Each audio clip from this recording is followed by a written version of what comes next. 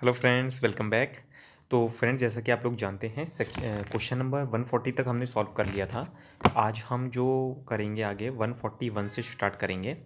तो question number 141 काफ़ी अच्छा क्वेश्चन है, इसके बारे में हम डिस्कस कर लेते हैं।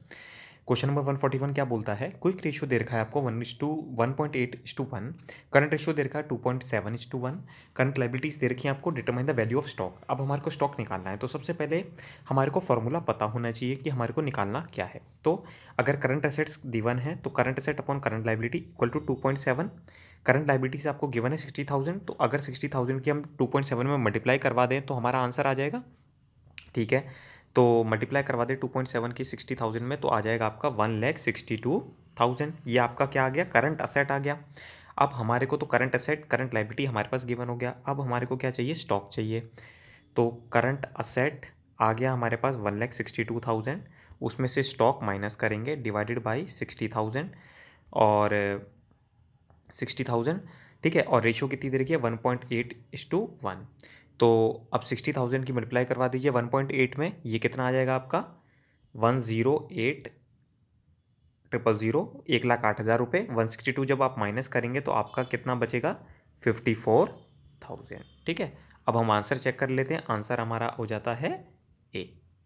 ठीक है, ये हमारी क्या आ गई? वैल्यू ऑफ स्टॉक की। देखिए, सिर्फ सिंपल से हमारे को फॉर्मूलेज पता थे, तो उसके बेसिस पर हमने आंसर को निकाल लिया।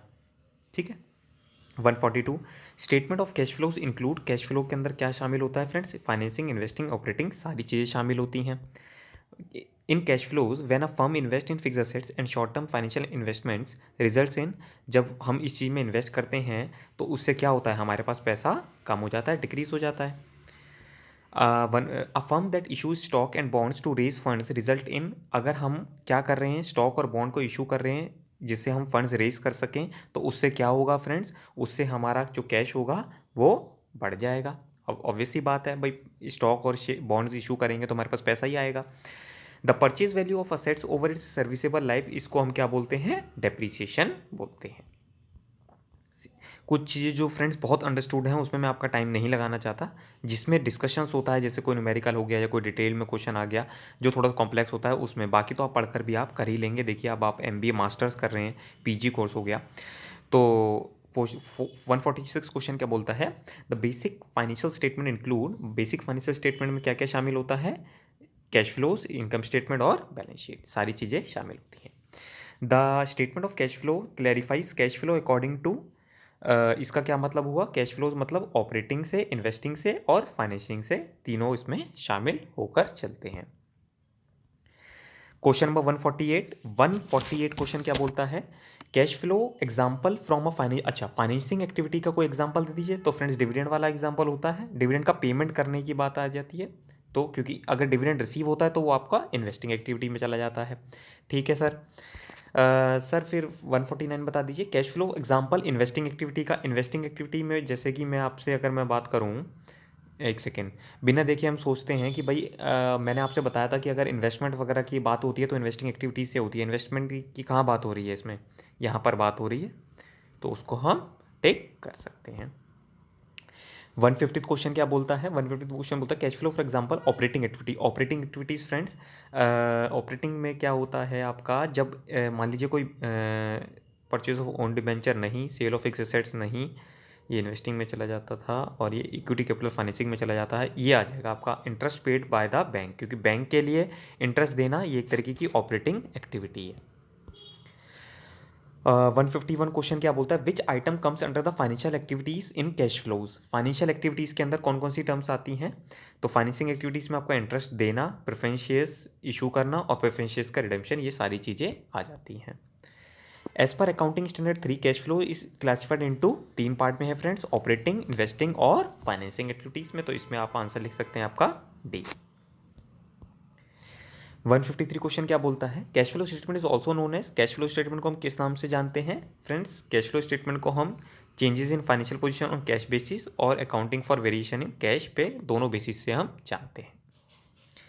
154 क्वेश्चन क्या बोलता है? ऑब्जेक्टिव क्या है कैश फ्लो स्टेटमेंट का? तो ऑब्जेक्टिव है आपका कैश की पोजीशन को एनालाइज करना बिल्कुल ठीक है, शॉर्ट टर्म कैश की प्लानिंग करना ये भी ठीक है, लिक्विडिटी को इवेल्युएट करना और कंपैरिजन करना ऑपरेटिंग परफॉर्मेंस को, तो फ्रेंड्स ये सारे ही आपके ऑब्जेक्टिव्स हो सकते हैं।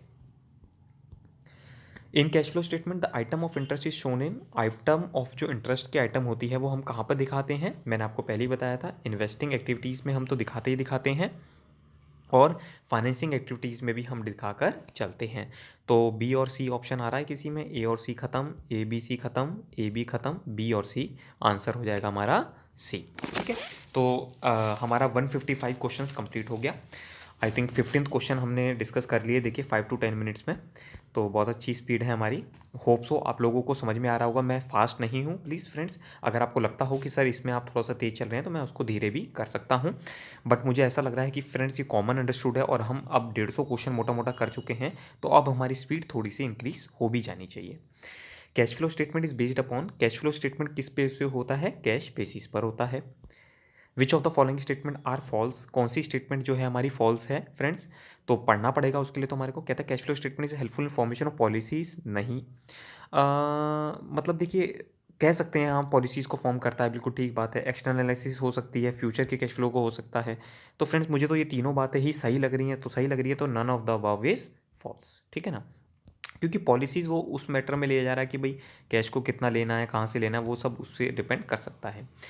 158 which of the following statements are true, कौन सी स्टेटमेंट्स हमारी ट्रू है, पढ़ लेते हैं। कैश फ्लो रिवील्स ओनली, देखिए फ्रेंड्स ये जो ओनली ओनली स्टेटमेंट्स होती हैं ना, ये कहीं हद तक मोस्टली रॉन्ग होती हैं, तो इनको आप ध्यान में मत दीजिए। Cash flow is substitute for income, substitute ये तो फ्रेंड्स कहना ही नहीं चाहिए। Cash flow statement is not a replacement of fund flow statement, बिल्कुल ठीक बात है फ्रेंड्स। फंड फ्लो स्टेटमेंट अलग चीज़ होती है, कैश फ्लो स्टेटमेंट आपकी अलग चीज़ होती है, ठीक है। तो आंसर इसका डी हो जाना चाहिए, डी का ऑप्शन हो जाएगा आपका ये। As per AS3 cash flow statement is mandatory, क्या कैश फ्लो, देखिए हाँ फ्रेंड्स, अब अगर मैंडेटरी की बात करता है तो देखिए फ्रेंड्स इस क्वेश्चंस में अमेंडमेंट्स आती रहती हैं, ठीक है। जो कंपनीज लिस्टेड हैं उन पे तो होता ही होता है, बट ये जो टर्नओवर्स वाला केस है इसको आप प्लीज़ एक बार अपने एग्जामिनेशन से पहले मॉनिटर कर लीजिएगा, गूगल कर लीजिएगा, क्योंकि इसमें अमेंडमेंट्स आती ही रहती हैं। तो मैं नहीं चाहता कि आप सिर्फ कुछ एक लिमिट्स याद ऐसे कर ले जो कि गलत हो, क्योंकि टाइम टू टाइम बेसिस पर इसमें अमेंडमेंट आती है। और मैं आपसे बोलूँगा कि अगर आप सिंसियर स्टूडेंट हैं तो आप अभी हाल क्या रिसर्च गूगल करके आप इसमें कमेंट में भी लिखेंगे कि sir correct turnover is this for the application of cash flow statement, ठीक है। चलिए मैं वेट करूंगा आपके कमेंट का।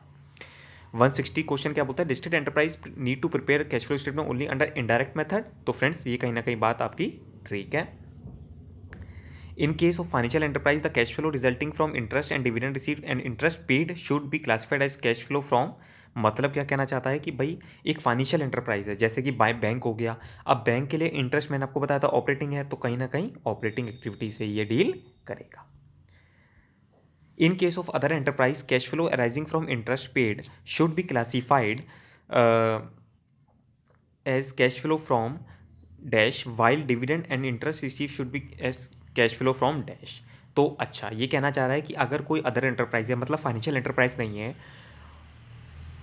और उनको इंटरेस्ट की पेड इंटरेस्ट दे रहे हैं, वो इंटरेस्ट दे रहे हैं, तो फ्रेंड्स वो तो फाइनेंशियल एक्टिविटीज़ में आता है, ठीक है ना। तो फाइनेंसिंग एक्टिविटीज़, और अगर आपको डिविडेंड मिल रहा है तो ये आपका इन्वेस्टिंग एक्टिविटीज़ होता है, तो कहीं ना कहीं आपका ऑप्शन बी हो जाएगा, ठीक है ना। अगर आपको एक दो भी पता हुआ है तो फ्रेंड्स आप अच्छे से एलिमिनेट कर सकते हैं, क्योंकि देखिए ऑपरेटिंग तो होगा नहीं, इसको आप काट सकते हैं, और जब ऑपरेटिंग नहीं होगा तो आपका आंसर ही बी बचता है। हाँ अब ये श्योर कर लीजिएगा बी और नन ऑफ द में से मोस्टली ये ही होना चाहिए आपके लिए, आपके अंडरस्टैंडिंग। मैं तो आपको बता ही दिया रीज़न के साथ साथ कि अगर आपको मान लीजिए आंसर नहीं आता तो आप कैसे एलिमिनेट कर सकते हैं। Issue of bonus shares and conversion of debenture into equity are shown as footnote in the cash flow statement, बिल्कुल ठीक बात है फ्रेंड्स, ये तो ठीक है। अगर आप लोगों ने क्वेश्चन सॉल्व करे होंगे आपको या कुछ याद आ रहा होगा तो आप इससे याद कर सकते हैं। When a fixed asset is bought as hire purchase interest element is classified under and loan element is classified under, मतलब अगर आपने फिक्स एसेट परचेज किया तो आप उसको कहाँ दिखाते हैं फ्रेंड्स, फाइनेंसिंग एक्टिविटीज़ में। एज अ हायर परचेज की बात कर रहा है, आपने पूरी तरीके से उसको परचेज नहीं किया है। Which of the following statements are false, ठीक है ना। तो अब देखिए क्वेश्चंस को पढ़ने की जो आपकी कला है वो भी आपको समझनी चाहिए। मैं थोड़ा सा फास्ट हो रहा हूँ मुझे पता है फ्रेंड्स, बट देखिए क्वेश्चंस को हम अगर हमारे को इफेक्टिवली तरीके से करना है तो देखिए 170 क्वेश्चन में हम पहुँचने वाले हैं। अब उसके बाद सिर्फ 30 क्वेश्चन हमारे रह जाएंगे। तो आप देख सकते हैं कि हम भाई 10 मिनट के अंदर हम इतना क्वेश्चन कर सकते हैं, तो आप लोग पूरे दिन में कितने क्वेश्चन कर सकते हैं। कौन सी कहता है which of the following statement are false, कौन सी स्टेटमेंट फॉल्स है। Old furniture written off does not affect cash flow. भाई देखिए अगर मैं कहूँ आपसे कि अगर आप फर्नीचर को रिटर्न ऑफ करते हैं तो क्या आपको कैश फ्लो को इफेक्ट नहीं करेगा, बिल्कुल ठीक बात है ये तो, क्योंकि भाई आपने अपने फर्नीचर अकाउंट चेंज हो गया आपका। कैश फ्लो स्टेटमेंट सब्सटीट्यूट तो हो ही नहीं सकता, तो फ्रेंड्स बी तो आंसर हो ही गया। Appropriation of retained earning is not shown in cash flow statement, बिल्कुल गलत बात है। Net cash flow during a period can never be negative, never never देखिए बिल्कुल अल्टीमेट एक्सट्रीम स्टेटमेंट होगी, तो ये भी गलत हो गया। तो आपका आंसर आ जाएगा friends B C D. Which of the following is not a cash flow, cash flow क्या नहीं है।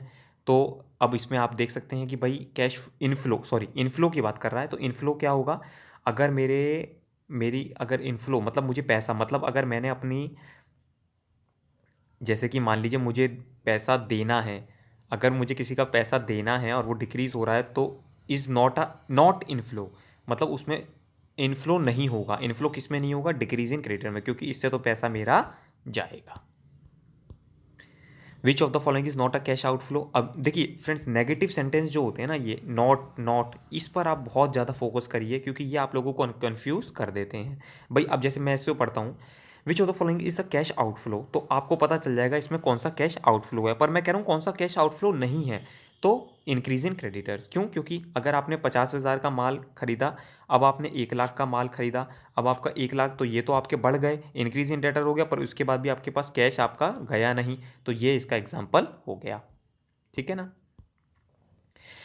कैश फ्लो स्टेटमेंट अगर आपको क्लियर है तो आपको मुझे लगता है जल्दी जल्दी कंसेप्ट रियलाइज करने में कोई दिक्कत नहीं आएगी। Cash flow statement is prepared for financial planning of, जब हम फाइनेंशियल प्लानिंग करते हैं किसकी, शॉर्ट रेंज की। Which of the following is source of cash, cash का सोर्स क्या है फ्रेंड्स। तो कैश डिपॉजिट इन बैंक नहीं, कैश विड्रॉन फ्रॉम बैंक नहीं, sale of goods costing ₹10,000 for ₹8,000, इससे आपका कैश आ जाता है, ठीक है। Sale of marketable securities for cash, अब वो ये डिफरेंट डिफरेंट क्वेश्चंस अवेलेबल हैं फ्रेंड, देखिए क्योंकि ये तो आपने एक पॉकेट से दूसरे पॉकेट में पैसा जमा कर दिया, तो ये तो ऑप्शंस होने ही नहीं है, ठीक है ना। अगर कंफ्यूज हो रहे हैं तो आप सी और डी में से सोच सकते हैं, वैसे आंसर आप सी पे लॉक कर सकते हैं।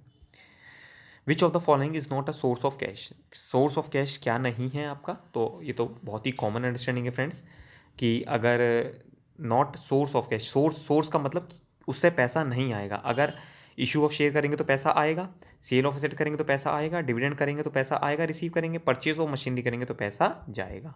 तो इसका क्या मतलब हुआ, ये आपका सोर्स नहीं है, ठीक है।